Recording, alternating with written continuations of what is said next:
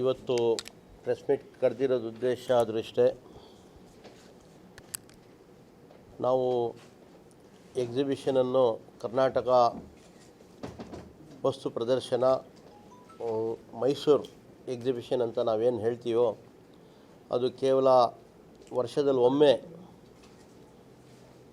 ನಡೀತಾ ಇತ್ತು. ಅದಾದ ನಂತರ ನಮ್ಮ ವಸ್ತು ಪ್ರದರ್ಶನದ ಮೈದಾನ ಇಡೀ ವರ್ಷ ಪೂರ್ತಿ ಖಾಲಿ ಕಾಣಿಸ್ಕೋತಾ ಇತ್ತು. ನಾನು ಬಂದ ನಂತರ ಚೇರ್ಮನ್ ಆಗಿ ಆಯ್ಕೆ ಆಗಿ ಬಂದ ನಂತರ ಹಿಂದಿನ ವರ್ಷವೂ ಬೇಸಿಗೆ ಮೇಳ ವಸ್ತು ಪ್ರದರ್ಶನ ನಡೀಬೇಕು ಅನ್ನೋ ಉದ್ದೇಶದಿಂದ ಸ್ಟೇಕ್ ಹೋಲ್ಡರ್ಸ್ಗಳನ್ನ ಕರೆಸಿ ಅನೇಕ ಮೀಟಿಂಗ್ಗಳು ಮಾಡಿ ನಂತರ ಒಬ್ಬರನ್ನ ಕೊಟ್ಟಿದ್ವಿ. ಅವರು ಹೆಚ್ಚು ಕಡಿಮೆ 40-45 ದಿವಸ ಎಕ್ಸಿಬಿಷನನ್ನು ನಡೆಸಿದರು. ಈ ವರ್ಷವೂ ಕೂಡ ಅದೇ ಉದ್ದೇಶದಿಂದ ವಸ್ತು ಪ್ರದರ್ಶನ ಬೇಸಿಗೆ ಮೇಳ ನಡಿಬೇಕು ಅಂತ ಹೇಳಿ ಅನೇಕ ಸ್ಟೇಕ್ ಹೋಲ್ಡರ್ಸ್ಗಳನ್ನ ಕರೆಸಿ ಚರ್ಚೆ ಮಾಡಿದಾಗ ಅವ್ರಿಗೆ ಆಹ್ವಾನಿಸಿದಾಗ ನಮ್ಮ ಮುಂದೆ ಫನ್ ಫೇರ್ ಎಕ್ಸಿಬಿಷನ್ ಅನ್ನೋರು ಬಂದರು. ಬಂದು ನಾವು ಮಾಡ್ತೀವಿ ಅಂತ ಕೇಳ್ಕೊಂಡವ್ರೆ. ಸಂತೋಷದ ವಿಚಾರ ಏನಂದರೆ ನಾಳೆ ದಿನಾಂಕ 9/5/2025 ನಾಳೆಯಿಂದ 45 ದಿವಸ ಮೈಸೂರು ನಗರದಲ್ಲಿ ಬೇಸಿಗೆ ಮೇಳ ಅನ್ನೋದು ರೂಪದಲ್ಲಿ ನಮ್ಮ ಜಾಗದಲ್ಲಿ ಒಂದು ಒಳ್ಳೆಯ ಎಕ್ಸಿಬಿಷನನ್ನು ಪ್ರಾರಂಭ ಮಾಡ್ತಾಯಿದ್ದೀವಿ. ಈ ಎಕ್ಸಿಬಿಷನ್ ಇದರಲ್ಲಿ ಅನೇಕ ಮಳಿಗೆಗಳು, ಫುಡ್ ಕೋರ್ಟ್ಗಳು ಮತ್ತು ವಿಶೇಷವಾಗಿ ಈ ಸತಿ ನಯಾಗರ ವಾಟರ್ ಫಾಲ್ಸ್ ಅನ್ನೋದು ಒಂದು ಮಾಡಿ ಅದನ್ನು ಬಿಂಬಿಸಿ ಸಾರ್ವಜನಿಕರಿಗೂ ಹಾಗೂ ಪ್ರವಾಸಿಗರಿಗೂ ಸೆಳೆಯುವ ಕೆಲಸ ಈ ಸತಿ ನಮ್ಮ ಫನ್ ಫೇರ್ ಎಕ್ಸಿಬಿಷನ್ ಅವರು ಮಾಡ್ತಾಯಿದ್ದಾರೆ. ತಮ್ಮ ಮುಖಾಂತರ ಮೈಸೂರು ನಗರದ ಜನರಿಗೆ ಹಾಗೂ ಪ್ರವಾಸಿಗರಿಗೆ ಎಲ್ಲರಿಗೂ ಕೇಳ್ಕೊಳ್ಳೋದಿಷ್ಟೇ, ತಾವು ಈ ಅವಕಾಶವನ್ನು ಉಪಯೋಗಿಸಿ 9ನೇ ತಾರೀಕು ನಾಳೆ ಓಪನ್ ಆಗುವ ಪ್ರಾರಂಭವಾಗುವ ಬೇಸಿಗೆ ಮೇಳವನ್ನು ತಾವು ಬಂದು ವೀಕ್ಷಿಸಿ. ಅದರ ಸಮಯ ಮಧ್ಯಾಹ್ನ 3 ಗಂಟೆಯಿಂದ ಹಿಡಿದು ರಾತ್ರಿ 10 ಗಂಟೆ ತನಕ ಇರ್ತದೆ. ಈ ಸತಿ ಪ್ರವೇಶ ದ್ವಾರದ ಟಿಕೆಟನ್ನು ಜಾಸ್ತಿ ಮಾಡದೆ 50 ರೂಪಾಯಿ ಅಲ್ಲ 50 ರೂಪಾಯಿ ದೊಡ್ಡವ್ರಿಗೆ ಮತ್ತು ಮಕ್ಕಳಿಗೆ 30 ರೂಪಾಯಿನೂ ಕೂಡ ಇಡಕ್ಕೆ ರೆಸ್ಟ್ರಿಕ್ಟ್ ಮಾಡಿದ್ದೀವಿ. ಯಾಕಂದರೆ ಹಿಂದೆ ಬೇಸಿಗೆ ಮೇಳ ಮಾರಾಟ ಸಂದರ್ಭದಲ್ಲಿ ತಮ್ಮಗಳಿಂದನೇ ಕೆಲವು ದೂರುಗಳು ಬಂದಿತ್ತು, ಸ್ವಲ್ಪ ಜಾಸ್ತಿ ಮಾಡಿಬಿಟ್ಟವ್ರೆ ಟಿಕೆಟ್ ರೇಟ್ ಅಂತ. ಈ ಸತಿ ಕಂಡೀಷನ್ ಹಾಕಿ ಇಷ್ಟಕ್ಕೆ ಮಾರಬೇಕು ಅಂತ ಹೇಳಿ ಟಿಕೆಟ್ 50 ರೂಪಾಯಿ ಮಡಗಿದ್ದೀವಿ. ದೊಡ್ಡವ್ರನ್ನ ಚಿಕ್ಕವ್ರನ್ನ 30 ರೂಪಾಯಿ ಅನ್ನೋದು ಮಾಡಿ ಎಲ್ಲರಿಗೂ ಪ್ರವೇಶ ಕೊಡೋಕ್ಕೆ ಒಂದು ವ್ಯವಸ್ಥೆಯನ್ನು ಮಾಡಿದ್ದೀವಿ. ಬಹುಶಃ ಇವತ್ತಿಂದು ಈ ಬೇಸಿಗೆ ಮೇಳದು ನಗರ ಪ್ರಾಧಿಕಾರಕ್ಕೆ ಹೆಚ್ಚು ಕಡಿಮೆ 34 ಲಕ್ಷದಿಂದ 35 ಲಕ್ಷ ತನಕ ಆದಾಯ ಬರ್ತಾಯಿದೆ. ಮುಂದಿನ ದಿನಗಳಲ್ಲೂ ಇದೇ ರೀತಿ ನಾವು ಅವಕಾಶಗಳು ಸಿಕ್ಕಂಗೆ ನಮ್ಮ ಈ ಕರ್ನಾಟಕ ವಸ್ತು ಪ್ರದರ್ಶನ ಆವರಣ ಏನಿದೆಯೋ ಇದನ್ನು ಉಪಯೋಗಿಸ್ಕೋತೀವಿ. ಹಾಗೆ ನಮಗೆ ಸರ್ಕಾರದಿಂದ ಏನು ಹಣ ಬಿಡುಗಡೆ ಆಗಿ 20 ಕೋಟಿ ಕೊಡ್ತೀವಿ ಅಂದಿದ್ರು. ಆ ನಿರೀಕ್ಷೆ ಮೇರೆಗೆ 2 ಟೆಂಡರ್ಗಳನ್ನು ಕರೆದಿದ್ವಿ ನಾವು. ಕಮರ್ಷಿಯಲ್ ಎ ಬ್ಲಾಕನ್ನು ನವೀಕರಣ ಮಾಡೋದು ಹಾಗೂ ಫೌಂಟೇನನ್ನು ಮಾಡೋಕ್ಕೆ. ಅದರಲ್ಲಿ ಈಗಾಗಲೇ ನಾವು ಒಂದೇ ತಿಂಗಳಲ್ಲಿ ಟೆಂಡರ್ ಎಲ್ಲ ಕರೆಸಿ ಎ ಬ್ಲಾಕ್ ಟೆಂಡ್ರನ್ನು ಒಬ್ಬ ವ್ಯಕ್ತಿ ಭೂಮರ ಬಿಲ್ಡರ್ಸ್ ಅನ್ನೋರಿಗೆ ಆಗಿದೆ. ಬಹುಶಃ ಶೀಘ್ರವಾಗಿ ಗುದ್ದಲಿ ಪೂಜೆಯಾಗಿ ಅದರ ಕೆಲಸ ಪ್ರಾರಂಭವಾಗ್ತದೆ. ಹಾಗೂ ಫೌಂಟೇನೊಂದು ಟೆಕ್ನಿಕಲ್ ಕಾರಣದಿಂದ ಮೊನ್ನೆ ಹಾಕಿರೋದು ರಿಜೆಕ್ಟ್ ಆಗಿದೆ. ತಿರ್ಗಾ ಶಾರ್ಟ್ ಟರ್ಮ್ ಟೆಂಡರ್ ಕರೆದು ಅದನ್ನು ಕೂಡ ಕೆಲಸ ಮಾಡೋದು ವ್ಯವಸ್ಥೆ ಮಾಡ್ತೀವಿ. ಯಾವುದು ಇದರಲ್ಲಿ ಈಗ ನಾವು ಫನ್ ಫೇರ್ ಎಕ್ಸಿಬಿಷನ್ಸ್ ಅವ್ರನ್ನ ನಾವು ಕೇಳ್ಕೊಂಡಿದ್ದೀವಿ. ತಾವು ಎಕ್ಸಿಬಿಷನ್ ನಡೆಸೋ ಸಂದರ್ಭದಲ್ಲಿ ಕೆಲವು ಕಲ್ಚರಲ್ ಆ್ಯಕ್ಟಿವಿಟೀಸ್ ಕೂಡ ಮಾಡಬೇಕಾಗ್ತದೆ, ಮನೋರಂಜನೆ ಕಾರ್ಯಕ್ರಮಗಳು ಮಾಡಿಕೊಡ್ಬೇಕಾಗ್ತದೆ ಅಂತ ಅದಕ್ಕೆ ಒಪ್ಕೊಂಡವರು ಅವರು ಮಾಡ್ತಾರೆ.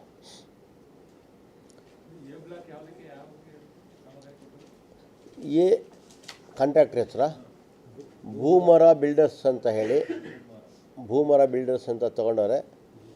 ಅದು ಒಂದು ಒಳ್ಳೆ ಮಾದರಿಯಾಗಿ ಬರ್ತಾಯಿದೆ. ಎ ಬ್ಲಾಕು 9.5 ಕೋಟಿ ಕೆಲಸ. ಅದು ತೋರಿಸಿದ್ವಿ, ಮೊದಲು ತೋರಿಸಿದ್ವಿ, ಅದಾಗಿದೆ, ಮಾಡ್ತಾಯಿದ್ವಿ. ಈಗ ಶೀಘ್ರದಲ್ಲೇ ಸ್ಟಾರ್ಟ್ ಮಾಡ್ತೀವಿ.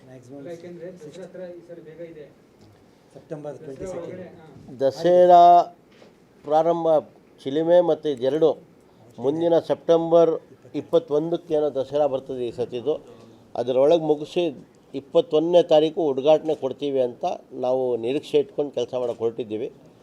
ಯಾಕಂದರೆ ನಮಗೆ ದುಡ್ಡು ಬಿಡುಗಡೆ ಆದ ತಕ್ಷಣ ಕೇವಲ 1-1.5 ತಿಂಗಳಾಗಿದೆ. ಅದರೊಳಗೇ ನಾವು ಟೆಂಡ್ರ್ ಎಲ್ಲ ಕರೆದು ಈಗಾಗಲೇ ಫೈನಲೈಸ್ ಸ್ಟೇಜಲ್ಲಿ ಇದ್ದೀವಿ. ಫಾಸ್ಟಾಗಿ ಮಾಡ್ತೇವೆ, ಡೇ ನೈಟ್ ಮಾಡ್ತಾಯಿದ್ದೀವಿ ಕೆಲಸ. ಮುಂದಿನ ದಿನಗಳಲ್ಲೂ 24/7 ರೀತಿಯಲ್ಲಿ ಕೆಲಸಗಳು ನಡೀತದೆ ಅಲ್ಲಿ. ಇನ್ನೊಂದು ಇವತ್ತೇನು ಕರೆದಿದ್ವಿ ಟೆಕ್ನಿಕಲ್ಲಾಗಿ ಡಿಸ್ಕ್ವಾಲಿಫೈ ಆಗೋರೆ, ಅದ್ರ ಬಗ್ಗೆ ಸರ್ಕಾರಕ್ಕೆ ನಾವು ವರದಿಗೆ ಮಾಡಿದ್ದೀವಿ, ಈ ಥರ ಆಗಿದೆ ಅಂತ. ಸರ್ಕಾರದಿಂದ ನಿರ್ದೇಶನ ತೊಗೊಂಡು ಮುಂದಿನ ದಿನಗಳಲ್ಲಿ ತಿರ್ಗಾ ಟೆಂಡರ್ ಕಾಲ್ ಮಾಡಿ ತಿರ್ಗಾ ಮಾಡ್ತೀವಿ. ಕಾರಂಜಿದು ಅದು 9.5 ಕೋಟಿ. 9.5 ಕೋಟಿ. ಅದು ಬೇಲೂರು ಹಳೇಬೀಡು ಶೈಲಿಯಲ್ಲಿ ಒಂದು ನವೀಕರಣ ಮಾಡ್ತಾಯಿದ್ದೀವಿ, ಕಮರ್ಷಿಯಲ್ ಬ್ಲಾಕ್ ಪೂರ್ತಿ. ಯಾವುದು ಇಲ್ಲ, ಅದೇನಾಗಿದೆ, ಲಾಸ್ಟ್ ಟೈಮ್ 27ರಿಂದ ಅಂತ ಕೊಟ್ಟಿದ್ದು, ಚೇಂಜ್ ಆಗಿದೆ. ತಾವೆಲ್ಲ 17 ಲಾಸ್ಟ್ 22 ಲಾಸ್ಟ್ ಟೈಮ್ 23 ಕೊಟ್ಟಿದ್ದು. ಲಾಸ್ಟ್ ಟೈಮ್ ಇಲ್ಲ, ಹಿಂದಿನ ಸತಿ ದಸರಾ ವಸ್ತು ಪ್ರದರ್ಶನ ನಡೆಸಿದಾಗ ನಾವು ಅವ್ರನ್ನ 20ರಿಂದ 30 ಜನ ತನಕ ಕೊಟ್ಟಿದ್ವಿ. ಇನ್ನೂ ಬರೆದೇ ಕೊಡ್ತೀವಿ ಅಂತ ಬೇರೆ ಶೆಡ್ಸ್ಗಳು ನಾವು ಮಾಡಿದ್ವಿ, ಉಚಿತವಾಗಿ ಕೊಟ್ಟಿದ್ವಿ ಅವ್ರಿಗೆಲ್ಲ. ಒಳ್ಳೆ ವ್ಯಾಪಾರನೂ ಆಯಿತು, ಮಾಡ್ಕೊಂಡು ಹೋದರು. ಬಟ್ ಈ ಸತಿ ನಾವು ಇದೆಲ್ಲ ಪೂರ್ತಿ ಬಾಡಿಗೆಗೆ ಕೊಟ್ಬಿಡ್ತಾ ಇರೋದ್ರಿಂದ ಆ ಕಂಪ್ನಿಗೆ ಆಗ್ತಾಯಿಲ್ಲ. ಹಂಗೂ ಯಾರಾದರೂ ಬಂದು ಫನ್ ಫೇರ್ ಎಕ್ಸಿಬಿಷನ್ ಹಂಗೂ ಯಾರಾದರೂ ನಮ್ಮ ಹತ್ರ ಬಂದು ಅರ್ಜಿ ಕೊಟ್ಟರೆ ನಾವು ಹಾಕೋಬಹುದು ಅಂಥವ್ರು ಬಂದಾಗ ನಾವು ಅವ್ರನ್ನ ರಿಕ್ವೆಸ್ಟ್ ಮಾಡ್ಕೊಂಡು ಬೇಕಾದರೆ ಕಾಲ. ಯಾರ್ದು ಇಲ್ಲ, ಮಹಿಳಾ ಉದ್ಯೋಗ ನಿಗಮ ಅಂತಲೇ ಇದೆ. CDP ಆಫೀಸರ್ ಒಬ್ಬರು ಸುಧಾಮಣಿ ಅಂತ ಆಫೀಸ್. ಜಾಗ ಸಪ್ರೇಟ್ ರೇಟ್ ಇದೆ. ಬ್ಲಾಕ್ ವೈಸ್ ನಾವು ಮಾಡಿದ್ದೀವಿ. A block, B block, C block, Chamundi block, ಆ ರೀತಿ ಮಾಡಿದ್ದೀವಿ. ಅವ್ರಿಗೆ ಎಷ್ಟು ಜಾಗ ಬೇಕು, ಯಾವ ರೀತಿ ತೊಗೋತಾರೆ, ಫೌಂಟೇನ್ಸ್ ಆನ್ ಮಾಡಬೇಕಾದ್ರೆ ಆವ್ರೇಜ್ ಹೇಳೋಕ್ಕಾಗಲ್ಲ. ಯಾರೋ ಗೇಟ್ ಆನ್ ಮಾಡಿಕೊಡಿ ಅಂತಾರೆ, ಗೇಟ್ ಆನ್ ಮಾಡಿಕೊಟ್ರೆ ಸಪ್ರೇಟು. ಫೌಂಟೇನ್ಸ್ ಆನ್ ಮಾಡಿಕೊಡಿ ಅಂತಾರೆ, ಫೌಂಟೇನ್ ಮಾಡಿದ್ರೆ ಸಪ್ರೇಟು. ಹಾಂ, ಸ್ಕ್ವೇರ್ ಫೀಟ್ ಲೆಕ್ಕ ನಾವು ಬ್ಲಾಕ್ ವೈಸ್ ಮಾಡಿದ್ದೀವಲ್ಲ ಅದರಲ್ಲಿ ಕೊಡ್ತೀವಿ ನಾವು. ಒಂದು ಬ್ಲಾಕು ಡಿಫ್ರೆಂಟ್ ಶೇಪ್ಸ್ ಇದೆ, ಸೈಜಸ್ ಇದೆ. ಸರ್ ಹೇಳ್ದಂಗೆ ಲಾಸ್ಟ್ ಟೈಮು ಒಬ್ರು ಕೊಟ್ಟಾಗ 3.5 ಲ್ಯಾಕ್ಸ್ ಆಗಿತ್ತು. ಅವರು ಕೇವಲ ಲಾಸ್ಟ್ ಟೈಮ್ ಅಲ್ಲಿ ನಮ್ಮ ಅಮ್ಯೂಸ್ಮೆಂಟ್ ಏರಿಯಾ ಮಾತ್ರ ಉಪಯೋಗಿಸ್ಕೊಂಡು ಎಂಟ್ರೆನ್ಸ್ ಎಲ್ಲ ಬೇಡ ಸರ್, ನಮ್ಮ ಬ್ಯಾಕ್ ಸೈಡ್ ಅಂತ. ಈ ಸಲ ನಮ್ಮ ಫಿಲಮೆಂಟ್ ಅವ್ರಿಗೆ ಕೊಟ್ಟಾಗ 5.5 ಲ್ಯಾಕ್ಸ್. ನಮ್ಮದೇನೂ ಇಲ್ಲ, ಲೈನು ಅವರು ಊಟಕ್ಕೆ ಉಪಯೋಗಿಸ್ಕೊಂಡಿದ್ರು. ಅದನ್ನ ನಮ್ಮ ಜಿಲ್ಲಾ ಪಂಚಾಯತ್ ಹಾಲ್ನ ಸ್ಟೇಗೆಲ್ಲ ಉಪಯೋಗಿಸ್ಕೊಂಡಿದ್ದು. 5.5 ಲ್ಯಾಕ್ಸ್. ಅಕಸ್ಮಾತ್ ಅವ್ರು ಇನ್ನೇನಾದ್ರು ಈ ಕಡೆ ಉಪಯೋಗಿಸಿ ಮ್ಯಾಕ್ಸಿಮಮ್ 6 ಲ್ಯಾಕ್ಸ್ ಬಾಡಿಗೆ ಆಗುತ್ತೆ. ಬಾಡಿಗೆ ಓನ್ಲಿ ಖಾಲಿ ಜಾಗ minimum 3 lakhs. 3 lakhs for the. ಕೆಲವು ದಿನಗಳ ಹಿಂದೆ ಅಧ್ಯಕ್ಷರು ಮತ್ತೆ ಸಿಇಒ ನಡುವೆ ಸ್ವಲ್ಪ ಮನಸ್ತಾಪ ಇದೆ ಅನ್ನೋ ಥರ ಯಾವುದು ಎಲ್ಲಿ ಏನೋ ಸಿಇಒ ಅವರಿಗೆ ಐದು ಖಾನ್ ಕಡೆ ಅವ್ರು ಏನೋ ಒಂದು ಬೆಂಬಲ ಮಾಡಿದ್ರು. ಯಾವಾಗ ಆಸಿಫ್ ಅಪ್ಸಿದ ಸರ್ ಮೊನ್ನೆ ಸರ್ ಸುಮ್ಮನೆ ಅವ್ರು ಮೊನ್ನೆ ಆ್ಯಕ್ಚುಲಿ ನಮ್ಮ ಮನೇಲಿ ಸತ್ಯನಾರಾಯಣ ಪೂಜೆ ಇದೆ, ಸಾಹೇಬರು ನಮ್ಮ ಮನೆಗೆ ಬಂದಿದ್ರು.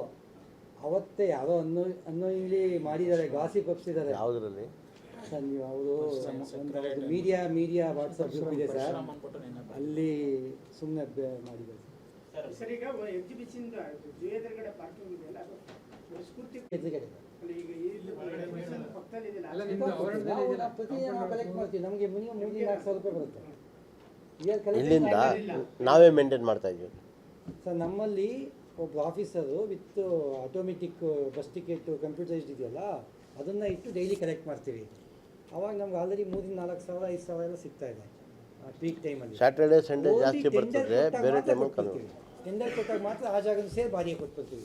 ಅದಕ್ಕೂ ಫಿಕ್ಸ್ ಇದೆ, 45 ದಿನಕ್ಕಾದ ಇಷ್ಟು ಲಕ್ಷ, ಒಂದು ವಾರಕ್ಕಾದ ಇಷ್ಟು ಥರ ಅಂತ ಬಾಡಿಗೆ ಫಿಕ್ಸ್ ಮಾಡಿ PW ರೇಟ್ ಪ್ರಕಾರ.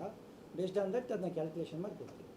ಈಗ ರೋಡ್ ಸೈಡ್ಗಳನ್ನೆಲ್ಲ ನಿಲ್ಸ್ಕೊಂಡಿರ್ತಾರೆ, ಅಟ್ಲೀಸ್ಟ್ ಈ ಕಡೆ ಆದ್ರೂ ಬನ್ನಿ ಅಂತ ಇನ್ನೊಂದು ತಾವೇ ಬರುತ್ತಲ್ಲ ಅಲ್ಲಿ ಅಲ್ಲಿ ಸರ್ ಅವರು ಕೇಗುಡ್ ರೋಡಲ್ಲಿ ನಿಲ್ಸ್ಕೊಬಿಡ್ತಾರೆ. ಅಲ್ಲಿ ಒಂದು ಪಾರ್ಕಿಂಗ್ ಲಾಬಿ ಅನ್ನೋದು ಒಂದು ನಡೀತಾ ಇದೆ. ಖಾಲಿ ಜಾಗದಲ್ಲಿ ಬಾಡಿಗೆ ಬರ್ತೀನಿ. ಇವಾಗ ನಿಲ್ಸಕ್ಕೆ ಬರ್ತಾ ಇಲ್ಲ